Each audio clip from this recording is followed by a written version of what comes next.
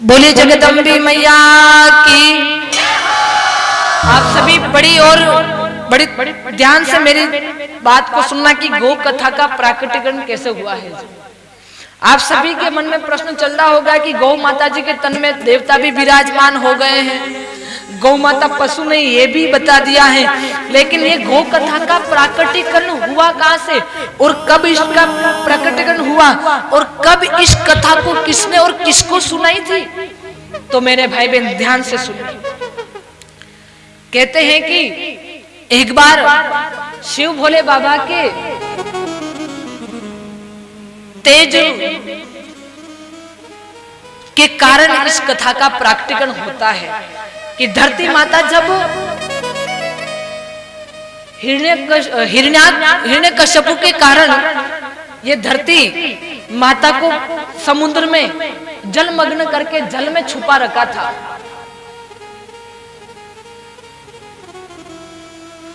हिरण्याक्ष की समय की बात है मेरे भाई बहन। तो उस समय भगवान नारायण ने वराह रूप लेकर के इस धरती का उद्धार किया था। उस समय की यह घटना है।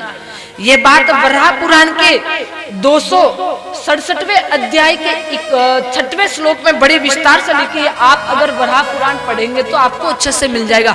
संक्षिप्त वराह पुराण में मिले कि नहीं मिले, लेकिन पूर्ण जो वराह पुराण है उसमें आपको अवश्य मिलेगा ये प्रश्न। जब धरती का उद्धार किया था तो धरती माता को बड़ा दुख था, बड़ा क्लेश था, बड़ी ईर्ष्या उत्पन्न हो रही थी, बड़ा क्लेश, बड़ा क्रोध प्रकट हुआ था।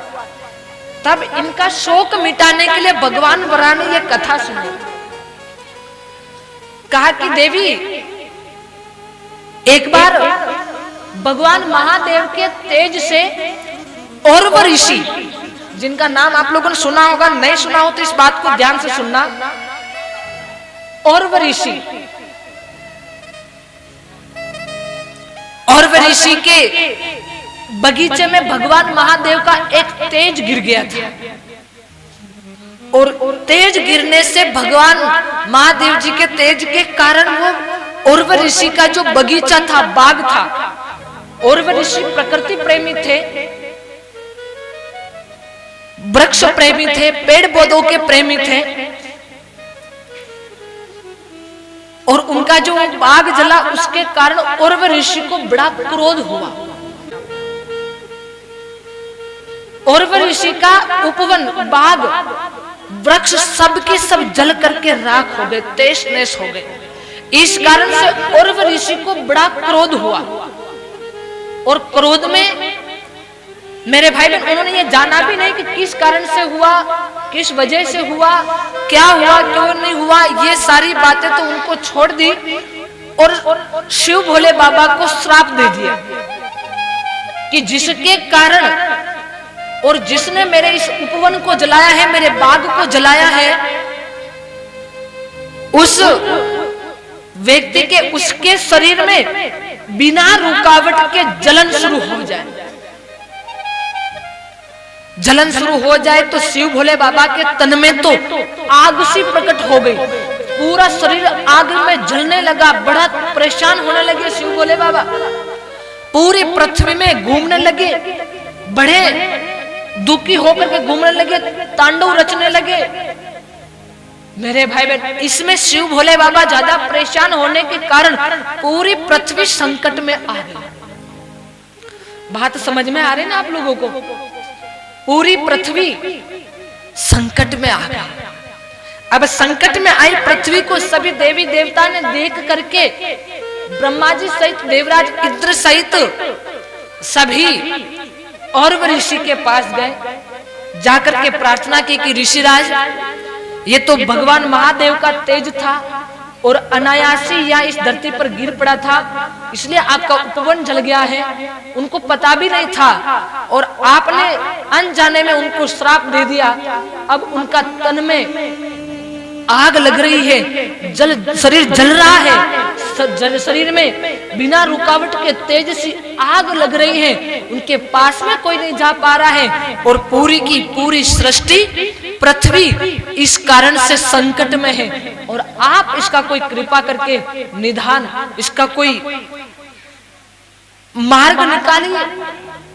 तब और ऋषि ने कहा कि भाई क्या कर सकता, तो कहा कि आपके श्राप को आप पुनः वापस ले लीजिए। तो और ऋषि ने कहा कि मुंह से निकला हुआ शब्द और धनुष से निकला हुआ बाण वापस कभी नहीं आ सकता है, लेकिन प्राय एक मार्ग जरूर है। अगर उस मार्ग को आप अपनाते हैं तो शायद ही शिव भोले बाबा के शरीर की जलन खत्म हो सकती है। तो क्या करें? तो कहा कि गोलोकवासी गोविंद से अगर आप प्रार्थना करते हैं तो वो गोविंद कुछ इस कार्य में सहयोगी बन सकते हैं। तो सारे के सारे देवता ने भगवान वासुदेव से प्रार्थना की और वासुदेव से प्रार्थना की तो प्रार्थना में भगवान प्रकट हुए और भगवान प्रकट हुए तो भगवान को कहा कि हमारे शिव भोले बाबा की जलन शांत हो जाए, इसके लिए शिव भोले बाबा के शरीर में जो दग्ध हो रहा है वो शरीर, वो दग्ध से शांति मिल जाए, इसके लिए हमारे को गौ माता जी की आवश्यकता है। यहां से गौ माता जी का प्राकृतिकरण इस धरती पे शुरू होता है और यहीं से ये कथा माता पृथ्वी को भगवान वराह सुना रहे हैं कि तब उस समय धेनु माताएं प्रकट हुई और उन्हें धेनु माताओं के दूध से शिव भोले बाबा को स्नान करवाया था, नहलाया था। उसके बाद जाकर के शिव भोले बाबा के तन की आग खत्म हुई थी। इस बात को मेरे भाई बहन वराह पुराण के 146 अध्याय में भी इसको बड़ी चाह से रखी गई इस बात को मेरे भाई बहन। तो ऐसे भगवती को वहां जिस स्थान पर गौ माताएं प्रकट हुई उस स्थान का नाम ही गौ निष्क्रमण महातीर्थ के नाम से आज भी वो तीर्थ स्थान प्रसिद्ध है। वहां पर जो धेनु माताएं प्रकट हुई सारे देवताओं सहित वहां पर आज भी दर्शन होते हैं मेरे भाई बहन। महानिष्क्रमण तीर्थ महातीर्थ की नाम से वो जगह फेमस है। सारे तीर्थ आपने कर लिए हो और महानिष्क्रमण गौ निष्क्रमण तीर्थ की अगर आपने यात्रा नहीं की तो सारी की सारी यात्रा फेल मानी जाती है मेरे भाई बहन। तो यहाँ से भगवती गौ माता जी का प्राकटीकरण होता है मेरे भाई बहन। तो मेरे भाई बहन आगे चल करके भगवती गौ माता जी की कथा कलयुग में किस प्रकार से और कैसे प्रकट होती है, तो इस बात को भी मेरे भाई बहन आगे जाकर के अग्नि पुराण के 292 अध्याय के 93 श्लोक के 93 श्लोक और 5वें श्लोक में भी इस बात को बड़ी चाह से की गई है। यही बात है कि भगवती गौ माता जी का प्रकटीकरण हुआ है। अग्नि पुराण तो कहता है कि अगर किसी प्रकार का कोई भय हो, कोई दुख हो, कोई संकट आ रहा हो, कहीं जा रहे हैं, भूत प्रेत बहुत सताते हैं, तो ऐसे समय में भी या तो गौ कथा करवा ली गई हो या फिर गौ कथा सुन ली हो या फिर गौ माता जी के नाम का संकीर्तन कर लिया हो, तो ऐसे व्यक्ति को भूत प्रेत आदा बादा किसी भी प्रकार का संकट नहीं आता है। अभी देखिए संकट का दौर चल रहा है, कोरोना जैसी महामारी अपने भारत में पुनः वापस लौट आई है और अब तो कोरोना का कोई एक नया मेहमान भी पधारा है, ऐसा कोम करके ओमिक्रॉन करके कोरोना नाम की एक नई बीमारी और पधारी है। तो ऐसे भय के संकट के कारण मेरे भाई बहन गौ माता जी का कीर्तन कर लिया जाए तो मेरे भाई बहन इससे भी अपने को राहत मिलती है मेरे भाई बहन। विषम से विषम परिस्थिति में भी और बुरी से बुरी स्थिति में भी मेरे भाई बहन ये कथा कीर्तन कर लिया जाए, भगवती गौ माता जी की पवित्र महिमा का गान कर लिया जाए, सुना दिया जाए या सुन लिया जाए तो भी संकट टल सकता है। इसलिए मेरे भाई बहन हम भी गौ माता जी का 2 मिनट का कीर्तन करेंगे, उसके पश्चात आगे अपन अविरल भगवती गौ माता जी की कथा में प्रवेश करेंगे।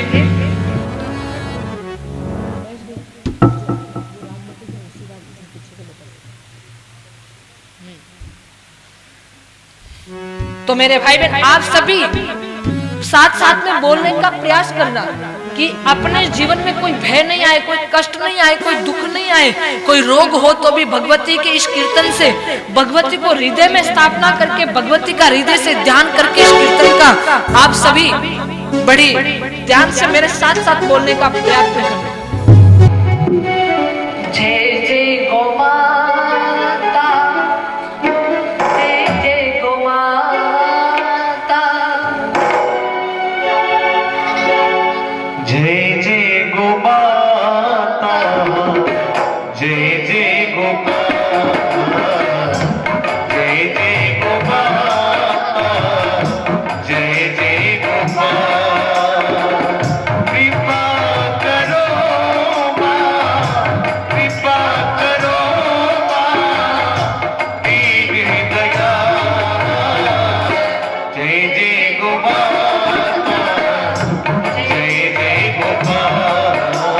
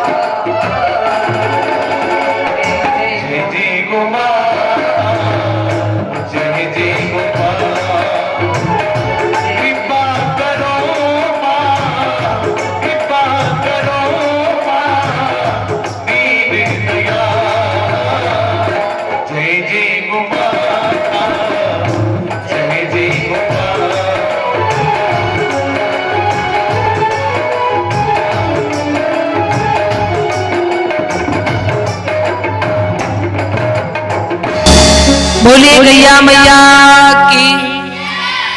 तो मेरे भाई बहन, जब भी ऐसा कोई विषम परिस्थिति आए तो ये 2 मिनट का जय गौ माता जय गोपाल का संकीर्तन करके मेरे भाई बहन आप किसी भी दिशा में चले जाइएगा, भूत प्रेत होंगे तो भी आपका रास्ता छोड़ देंगे मेरे भाई बहन। इसी के साथ साथ मेरे भाई बहन भगवती गैया मैया जी की कथा बड़ी ही सुखदायिनी है। भगवती गौ माता जी की कृपा बड़ी ही आनंददायिनी है।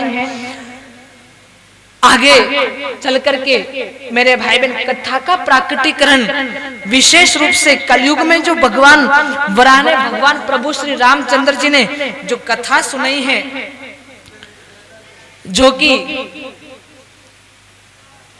इस प्रकार से है कि एक बार एक जगह पर सत्संग चल रहा था और उस सत्संग में संतों का मिलन हुआ। 2 संतों का मिलन हुआ और 2 संतों का मिलन हुआ तो मेरे भाई बहन उसी संत मिलन में चर्चा चल पड़ी सत्संग की, और जो व्यक्ति जिस प्रकार के मिलेंगे उसी प्रकार की चर्चा करेंगे। 2 व्यवसायी लोग मिलेंगे तो व्यापार की ही चर्चा करेंगे, 2 माताएं बहनें मिलेगी तो थारी मारी ही करेगी, 2 विद्यार्थी बैठेंगे तो विद्या अध्ययन की ही चर्चा करेंगे। इसी प्रकार से मेरे भाई बहन 2 संतों का मिलन हुआ है और 2 संतों का मिलन वास्तव में शुभ हुआ है। सत्संग की चर्चा चली और सत्संग की चर्चा में मेरे भाई बहन सत्संग की चर्चा में मेरे भाई बहन दुखों की चर्चा चल पड़ी। और मेरे भाई बहन सच्चा संत तो वही है जो दूसरों के दुखों पर द्रवित हो जाए, दूसरों के दुखों पर दुखी हो जाए, दूसरे के दुखों को मिटाने में लग जाए, वही सच्चा संत है मेरे भाई बहन वास्तव में देखा जाए तो। इस बात को नरसिंह जी महाराज ने भी बड़ी चाह से कहा है, वैष्णव जन तो तेने कहिए पीर पराई जाने रे। जो दूसरों की पीड़ा को समझ जाता है मेरे भाई बहन वो संत ही सच्चा होता है। दोनों संतों में बात चल पड़ी कि प्रभु राम कथा, भागवत कथा, मायरा पुराण, देवी भागवत, इसी प्रकार से सभी कथाएं चल रही हैं, लेकिन सारी कथाओं का अलग अलग तरीका है कि राम कथा वाले कहते हैं कि राम कथा सुन लो मोक्ष हो जाएगा, भगवान की प्राप्ति हो जाएगी। भागवत कथा वाले कहते हैं कि मोक्ष की प्राप्ति हो जाएगी। सभी अन्य अन्य मार्ग दिखाते हैं, लेकिन कलयुग में कोई एक ऐसी कथा नहीं है कि सभी सुख मिल जाए। और कलयुग में सभी लोग दुखी हैं। किसी के धन का दुख है, किसी को तन का दुख है, किसी को मन का दुख है, किसी को किसी का दुख है। कोई तन दुखी, कोई मन दुखी, कोई धन बिन बहुत उदास, थोड़ा थोड़ा सब दुखी, सबने सुख की तलाश। एक दिन का बालक भी सुख ढूंढ रहा है और 99 साल के दादाजी भी सुख ढूंढ रहे हैं। सब एक दिन का बालक भी सुख की तलाश में है और 99 साल के दादा को, 99 साल की दादी को पूछो कि अब तो सुखी हो गया, तो वो एक ही प्रश्न करेंगे, उत्तर देंगे कि अभी तो महाराज सुख की तलाश जारी है। अरे मारा दादा, जीवन खपा दिया, जीवन को बिता दिया सुख की तलाश के अंदर, अभी भी सुख नहीं मिला, तो अब आगे क्या सुख मिलेगा? नहीं मिल सकता। अब आप कहोगे कि महाराज ये एक दिन का बालक सुख कैसे ढूंढ सकता है? एक दिन का बालक बोलता नहीं है, चलता नहीं है, खाता नहीं है, तो वो भला सुख की तलाश कैसे करेगा? ये आप सभी के मन में ये प्रश्न चल रहा होगा।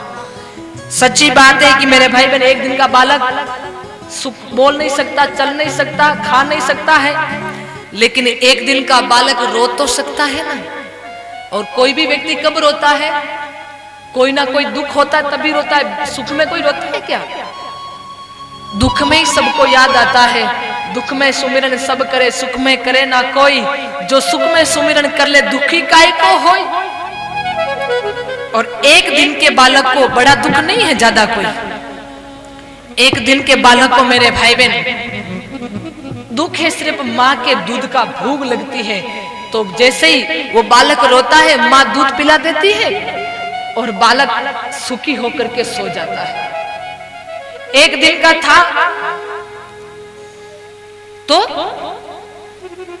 दूध के लिए रोया, थोड़ा बड़ा हुआ चॉकलेट बिस्किट टॉफी के लिए रोता है, माता पिता वो भी दिला देते हैं, रोना बंद कर देता है। बच्चा थोड़ा और बड़ा होता है, माता पिता उसको विद्यालय भेजते हैं, विद्यालय जाना नहीं चाहता, यही रुक करके खेलना चाहता है, गांव में रहना चाहता है, इसका ये दुख है इसलिए रोता है बालक। जैसे तैसे जाना सेट हो गया तो मेरे भाई बहन फिर भी रोना बंद नहीं होता है। कभी पेन के लिए रोता है, कभी पेंसिल के लिए रोता है, कभी पार्टी स्लेट के लिए रोता है, कभी कॉफी के लिए रोता है, कभी फिश के लिए रोता है। बार बार गुरुजी डांट देते इसलिए रोना आ रहा है, इसलिए मेरे भाई बहन उसके लिए रोता है वो व्यक्ति। फिर जैसे तैसे करके पढ़ लिख करके डिग्री डिप्लोमा हाथ में आ गया, अब नौकरी नहीं लगी तो फिर रोना धोना शुरू। अनपढ़ रहता तो पत्थर भी डाल देता, कोई मजदूरी कर लेता, लेकिन डिग्री डिप्लोमा हाथ में आ गया, अब कुछ कर नहीं सकता, काम करे तो कहीं एजुकेटेड पैसा भी भाटा ना गया तो लपड़ा वाली बात वे जावे। इसलिए अब क्या करें, तो कभी नेताजी के सामने रोएगा, कभी मंदिर में जाकर के रोएगा, तो कभी भूलमा करेगा, तो कभी कहेगा कि पंडित जी को 1 महीने की तनख्वाह मैं भगवान के चढ़ा दूंगा लेकिन मेरी नौकरी लग जाए।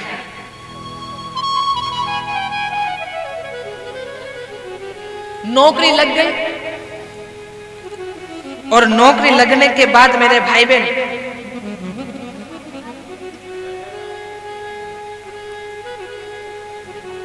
10-5 साल निकल गया, शादी विवाह नहीं हुआ, तो फिर रोना शुरू। पंडित जी को हाथ दिखाएगी कि पंडित जी वैसे लड़कियां की कमी है, हाथ देखो मेरो ब्याह कर दी जाए, है कि नहीं। तो कई लोग तो भगवान के मंदिर में बोलमा भी करते हैं, कुछ भोला प्राणी, कुछ भोले प्राणी तो हनुमान जी के मंदिर में भी जाते हैं, हे बालाजी महाराज जय हनुमान ज्ञान गुण सागर, बालाजी महाराज मारो ब्याह करा दे। भोले प्राणी वो खुद ब्रह्मचारी, तेरा ब्याह कहां से कराएगा। फिर भी बालाजी महाराज ने प्रभु को कह करके ब्याह, और वैसे ब्याह की तो लोग चाह रखते मारो ब्याह कर दी वे। इसलिए एक लोग भी किसी का ब्याह होता है तो ब्याह में बींदनी को देखता है, तब वो विचार करता है कि मैं कब पर ब्याह करूंगा। इसलिए बालाजी महाराज को प्रार्थना करते हैं। बालाजी महाराज ने राम जी को कह कुआ करके विवाह भी करवा दिया। विवाह होने के पश्चात संतान नहीं हुई, 5 साल निकल गया, 10 साल निकल गया, तो फिर रोना धोना शुरू। हे भगवान बालाजी महाराज थारे चुगली राख देव, थारे झड़ूलो उतार देव, एक टाबर तो हो जाए, बोली टाबरी भी हो जाए पर एक तो हो जाए। और लोग ताना मारते कि बाजड़ो आ गयो, तो ये दुख ज्यादा होता है। और विचार करिए, कई राजा जी के बोलमा करते, कई भैरू जी के बोलमा करते, सारे लोग बोलमा के लिए जाते हैं। और मेरे भाई बहन संत कृपा से, बालाजी की कृपा से, डॉक्टर की कृपा से संतान भी हो गई। बच्चे कुछ सारी की सारी जिंदगी उस पिता को ये बच्चे रुला रुला करके मार डालने में कामयाब है। 99 साल के दादा को पूछो, दादा सुखी हो गए? तो महाराज अब तो तलाश जारी। अब विचार करो, पूरी जिंदगी सुख की तलाश में बिता दी, अभी भी सुख नहीं मिला, तो क्या संसार में सुख नहीं है? संसार में सुख नहीं है ऐसा तो है नहीं। संसार में तो बहुत सारा सुख है, लेकिन अपनी ढूंढा ही अपने गलत जगह है। जहां सुख था वहां तो ढूंढा नहीं, और जहां सुख नहीं था वही ढूंढने का प्रयास अपन ने किया है। इस वजह से मेरे भाई बहन सुख मिला नहीं है। आप स्वयं विचार करिए। जाना तो अपने को गंगापुर था और रास्ता अपन ने चित्तौड़ का पकड़ा। तो मेरे भाई बहन, चित्तौड़ से आगे तो निम्बाड़ा आ जाएगा, निम्बाड़ा से आगे एमपी लग जाएगी, लेकिन गंगापुर आने वाला नहीं है, भीलवाड़ा भी आने वाला नहीं है। मनुष्य ने क्या देखा कि बीबी बड़ा ना भैया, सबसे बड़ा रुपया, कि ज्यादा पैसा कमा लूं तो सुखी हो जाऊं। 5-25 लाख तो बैंक में पड़ा रहे, 20-25 हजार की गड्डी जेब में रहे, बढ़िया फॉर्चूनर कार हो और उसमें बढ़िया धवल वस्त्र पहन करके घूमे तो सुख मिल जाएगा। अरे भोले प्राणी, पैसों में सुख होता तो बड़े बड़े पैसों की फैक्ट्रियों के मालिक वो नींद की टेबलेट लेकर के क्यों सोते? आज दिन तक जितने लोगों के पास ज्यादा पैसे हैं वो नींद की टेबलेट लेकर के सोते हैं। जितना दुख उनके पास है पैसों के कारण, उतना दुख तो और किसी के पास होगा ही नहीं, क्योंकि ज्यादा पैसे कमाएंगे, टैक्स लग जाएगा तो इधर उधर केस दे करके रखना पड़ेगा, और केस देंगे तो वो अगर बदल गया आदमी तो वो और दुख अलग होगा। तो पैसों में सुख नहीं, वास्तव में नहीं है। जैसे जैसे पैसा बढ़ता है ना तो वैसे वैसे बीमारियां भी बढ़ती हैं। विचार कर लो, आप देख लें।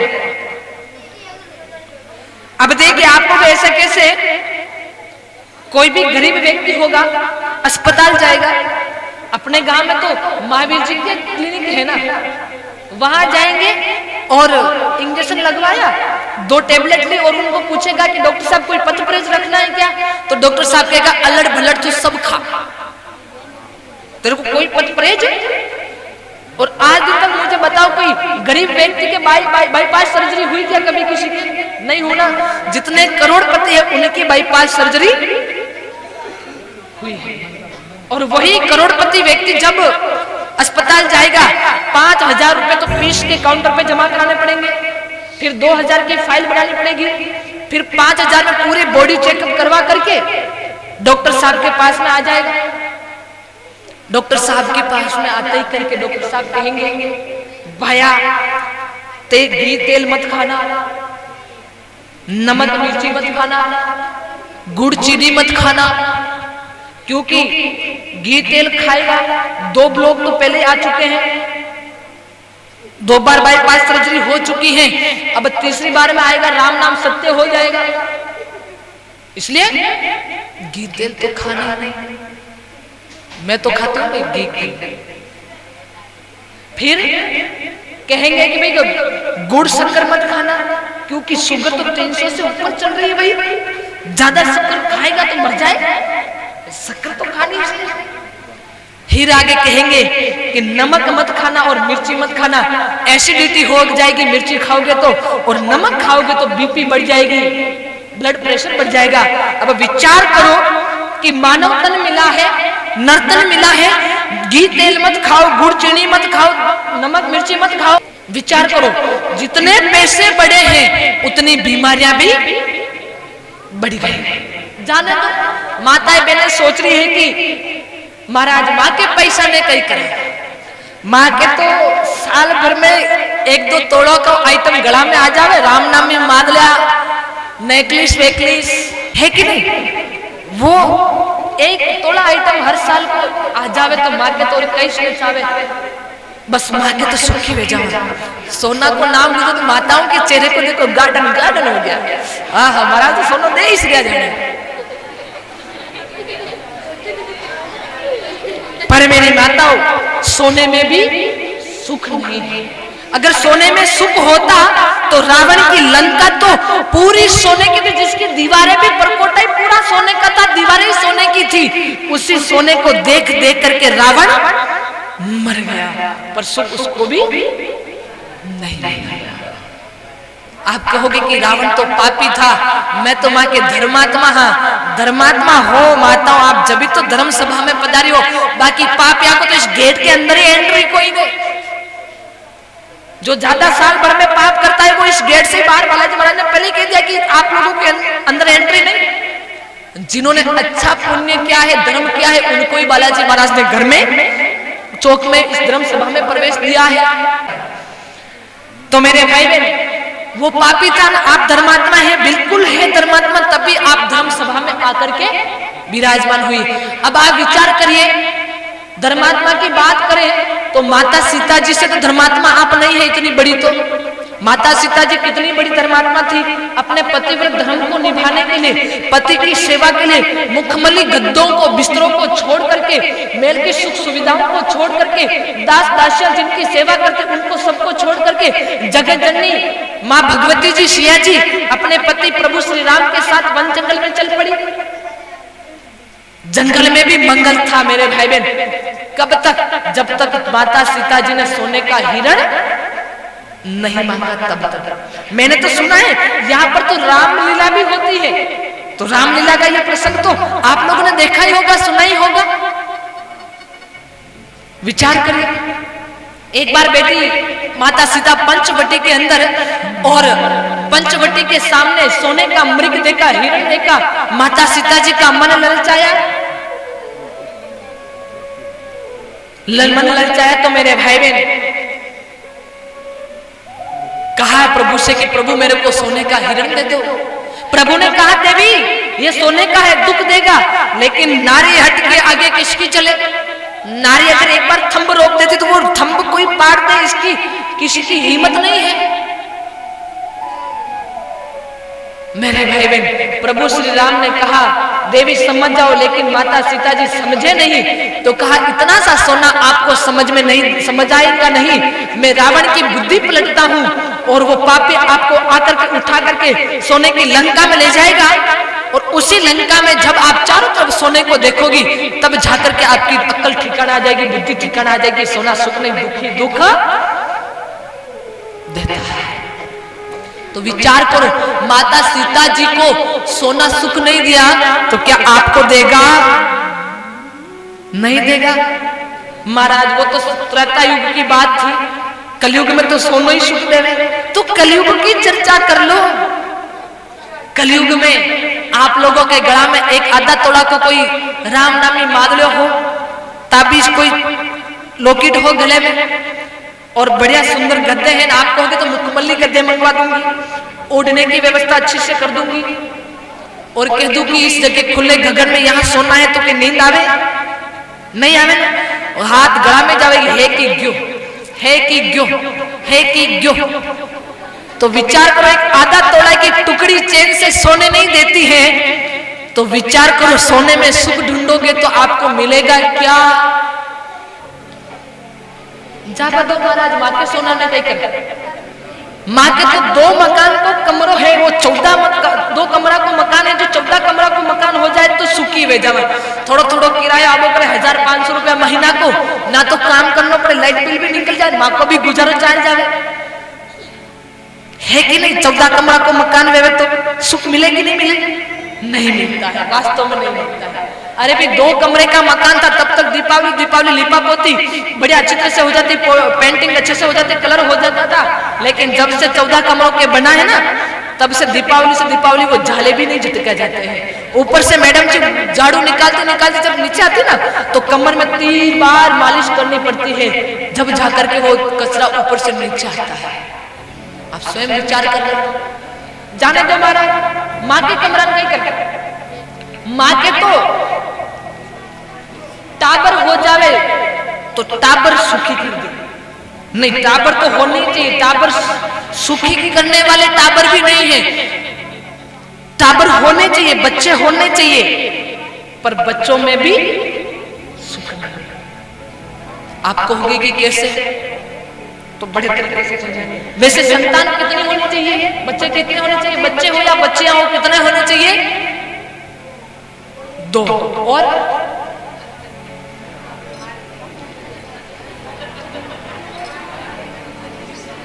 दो ही होने चाहिए। और ज्यादा एजुकेटेड इडियट कोई लोग बैठा हो तो वो उनके कितने होने चाहिए? अरे भाई पहले 1 या 2 में उलझो मत, बड़ा भारी गड़बड़ कर रहे हो आप लोग। संतान 1 या 2 नहीं होनी चाहिए, संतान होनी चाहिए 4 वर्ण है, 4 आश्रम है। राम लक्ष्मण भरत शत्रुघ्न भी 4 भाई थे, इसलिए 1 और 2 में मत उलझो।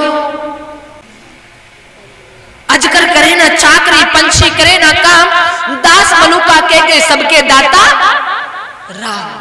जब सबके दाता मेरा प्रभु श्री राम है तो बोले गैया मैया की जय, सतगुरुदेव भगवान की जय। जाने दो, संतान में सुख नहीं है, घर में सुख नहीं है, सोना चांदी में सुख नहीं है, इस संसार में सुख ही नहीं है, तो क्या करें? तो मेरे भाई बहन भगवती गौ माता जी की कथा में आगे बढ़ करके सुख की तलाश करते हैं। संतों के मध्य में चर्चा चल पड़ी कि सुख कैसे मिलेगा, सुखी कैसे होंगे। तो मेरे भाई बहन आगे चल करके जब सारे शास्त्रों को खगेल दिया तब भी कोई सुख की तलाश, सुख का निवारण, सुख कैसे मिले, ये कोई उपाय नहीं मिला। तब पूज्य गुरुदेव भगवान ने, आपके गुरुदेव भगवान यानी कि हमारे दादा गुरुदेव से आग्रह किया। आपके गुरुदेव ने गुरु से आग्रह किया, प्रार्थना की। गुरु जी तो बैठे कुछ दूर हैं, लेकिन संपर्क कैसे करें, क्या करें?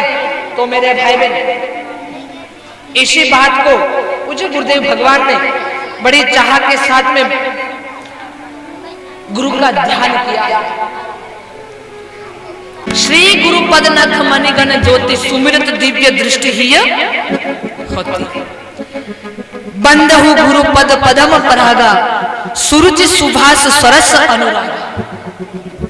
तुलसीदास जी ने भी अपने गुरु जी का चरणों का ध्यान किया।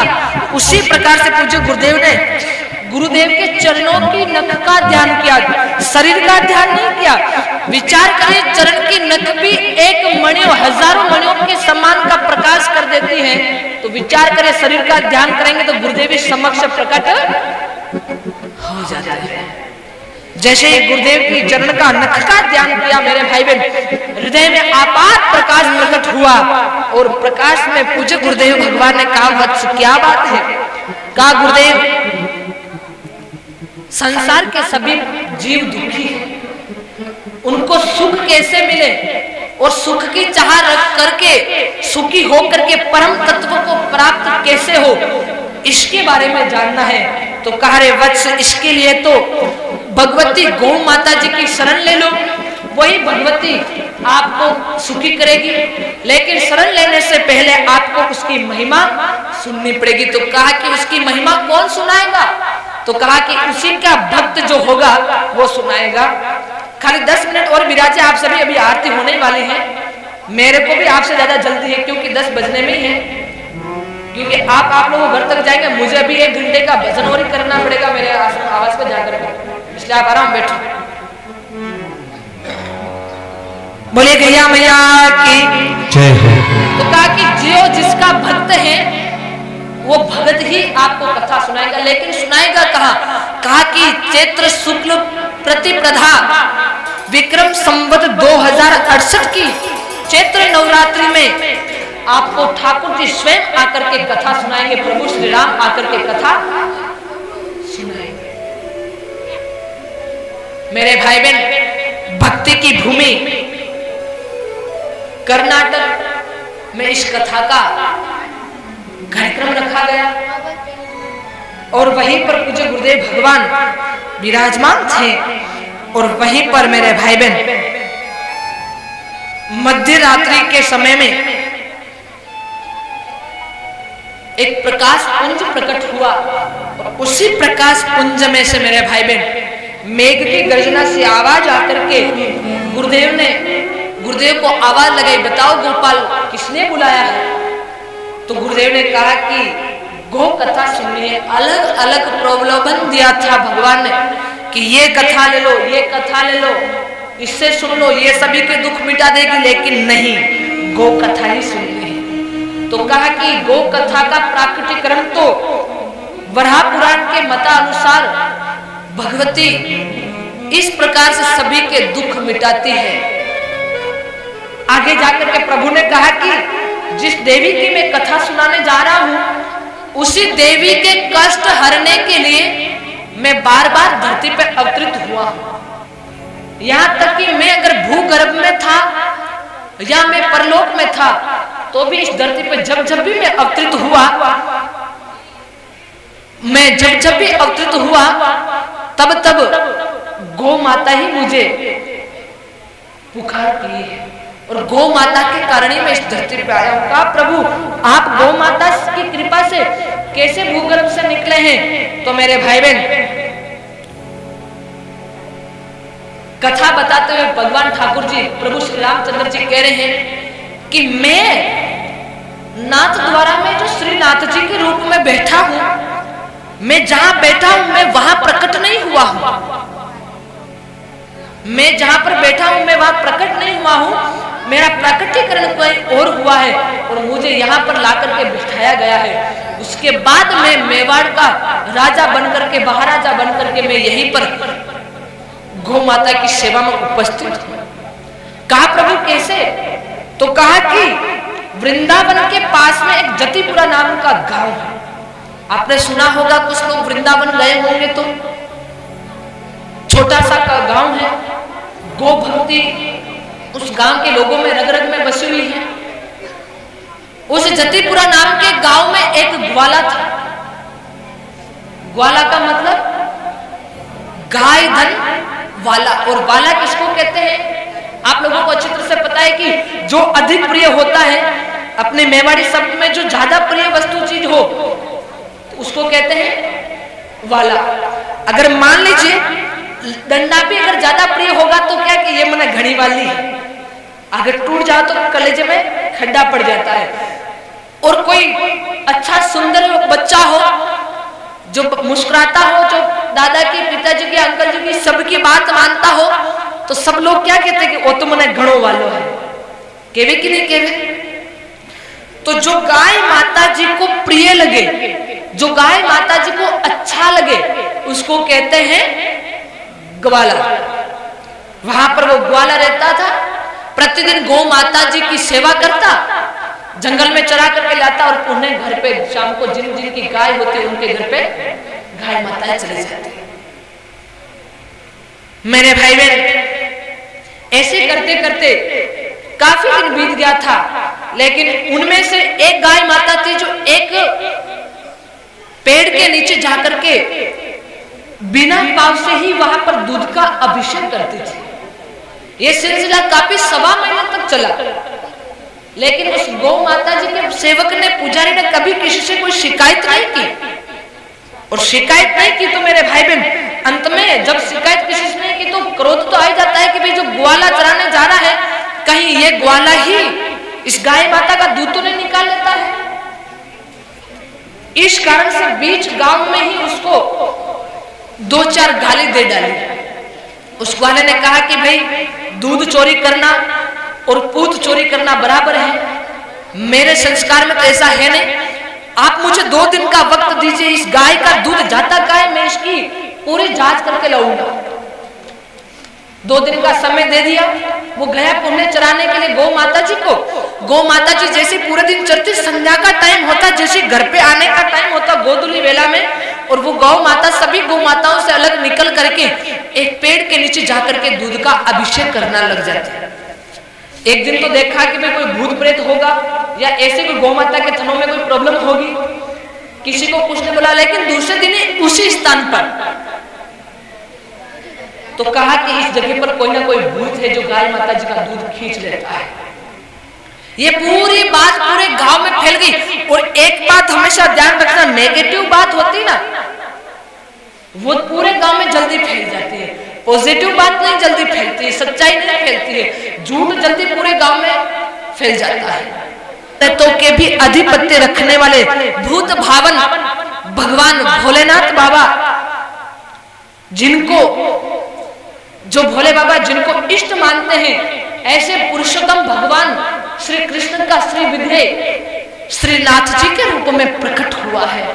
जैसे श्रीनाथ जी के रूप में प्रकट हुआ है तो मेरे भाई बहन सारे लोगों ने जयकार लगाई, बोले श्रीनाथ भगवान की जय।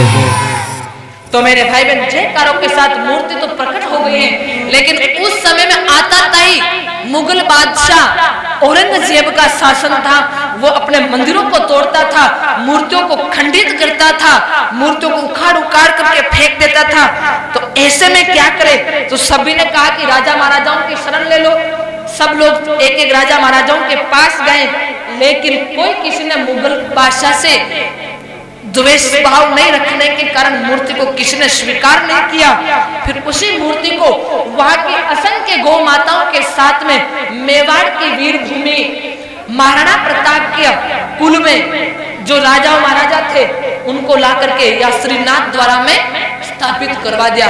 और मेवाड़ के महाराजाओं ने कहा कि हमारे घट में श्रीनाथ जी विराजमान हैं, तब तक श्रीनाथ जी को कोई आंच भी नहीं आएगी।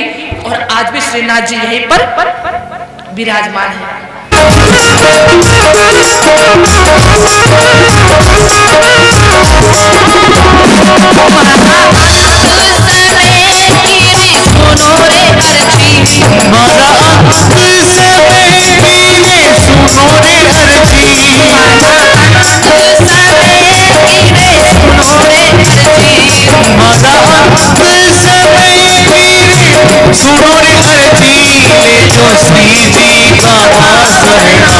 तैयारी करी ले जो श्री जी बाबा सरना तैयारी करी ओ माने तोड़ा गजना आवे माने तोड़ा गजना आवे मारो नाथ उड़ावे ओ मारा गजना ओ मारा गजना विराजता श्रीनाथ जी यमुना जी महाप्रभु जी ओ मारा गजना विराजता श्रीनाथ जी यमुना जी महाप्रभु जी।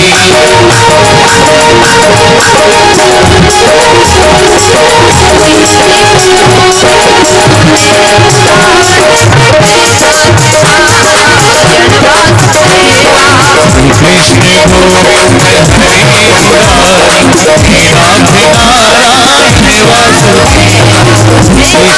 हरे मुरारी हे नाथ नारायण वासुदेव कृष्ण गोविंद हरे मुरारी हे नाथ नारायण वासुदेव कृष्ण राधे कृष्णा हरे मुरारी हरे हरे मुरारी ओ मारा गटवा विराजता महाप्रभु जी मारा गटवा विराजता महाप्रभु जी महाप्रभु जी महाप्रभु जी। बोले श्रीनाथ सरकार की विभिन्न कारणों को श्री जी सरकार प्रभु श्री रामचंद्र जी कह रहे कि मैं चतुर्भुज में मेड़ता में बैठा हूँ, तो भी वो गौ माता जी की कृपा से ही बैठा हूँ।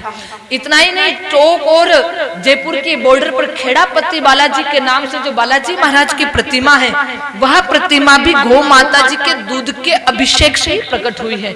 इतना ही नहीं, दौसा जिले में जाते हैं तो महावीर नगर करके एक गांव है, वहां पर महावीर स्वामी जी की जो प्रतिमा है वो भी गाय माता जी के दुग्ध अभिषेक से प्रकट हुई है। अब आगे की गौ कथा यही से प्रारंभ होती है। भगवती के विभिन्न चमत्कार हैं। इसी श्रीनाथ द्वारा की नगरी में से ही इस कथा के जो मेन मुख्य जो प्रकट होने वाले भगवान हैं, भक्तराज हैं, वो सब कल की कथा में अपन को पता चलेगा कि कैसे और किस प्रकार से प्रकट होती है कथा। आगे क्या कहते हैं प्रभु श्री रामचंद्र जी महाराज।